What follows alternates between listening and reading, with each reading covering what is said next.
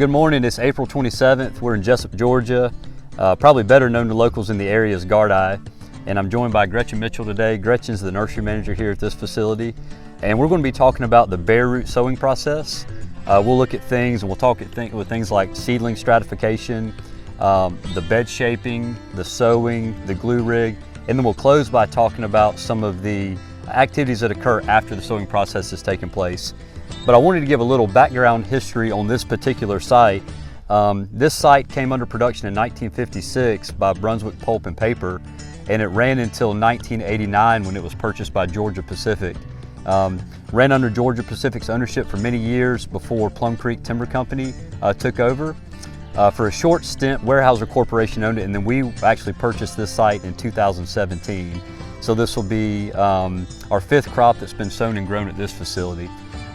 So today we're going to transition to talking about what we do at this bare root facility, and Gretchen's going to guide us through that process. As we wrap up harvest from the previous season and seed is being stratified, we begin preparing for sow. We begin with preparing our equipment by completing maintenance and getting everything calibrated. In the field, we apply pre-plant fertilizer, complete tillage, and spring fumigation. We also lay out our irrigation lines and ensure there are no leaks. To begin the field process of sowing, the bed builder goes down each row, providing us a level, even, and straight row for us to plant our seedlings on. The precision vacuum plant is set up to have accurate counts, but to make sure we have someone following behind to check the counts to make sure we are sowing the proper density. The proper density is important for the seedling crops so that the seedlings are not too crowded or too spaced out in the fields. This will help make sure the seedling is up to spec later on in the year. Following the sower, we will apply glue. The glue, as we call it, or Agri-Lock, will seal up the beds to make a hard, firm bed. After the glue is applied, we'll apply pre-emergent herbicides and bark. The pre-emerge will help any weeds from coming up while the seedlings are still starting out. The bark will help retain moisture in the seedlings and will hold the seed in place in case there are harsh winds or heavy rains. During the months leading up to sow, genetic investment advisors make contacts with our customers to formulate a nursery plan so we are growing what the customers request. Once the nursery plan is finalized, seed is then dispersed in buckets to the different nurseries.